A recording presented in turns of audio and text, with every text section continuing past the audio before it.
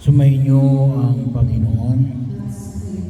Ang mabuting balita ng Panginoon ayon kay San Lucas.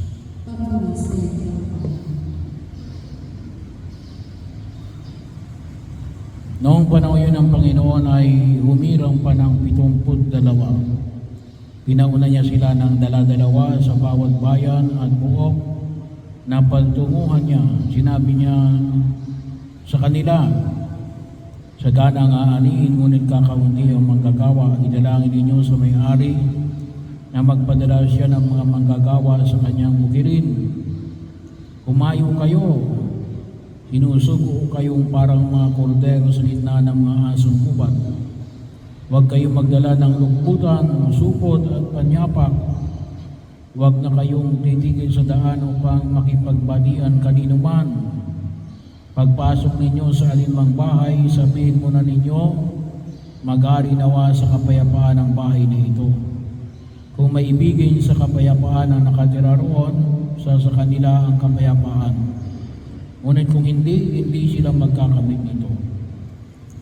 Manatili kayo sa bahay na inyong tinutuluyan. Kanin nyo at inumin ang anumang idulot sa inyo, sapagkat ang manggagawa ay may karapatang tumanggap ng kanyang upa.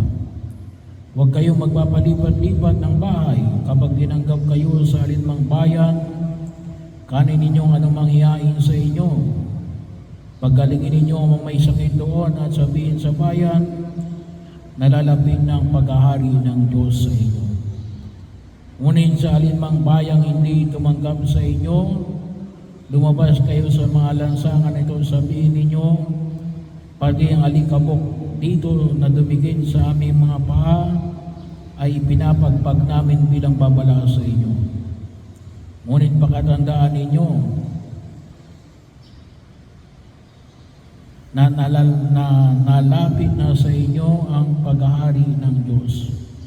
Sinasabi ko sa inyo, sa araw ng pag-uukom ay higit na mabigat ang kaparusahan sa mga tao sa bayang yaon kaysa dinanas ng mga taga-Sodoma.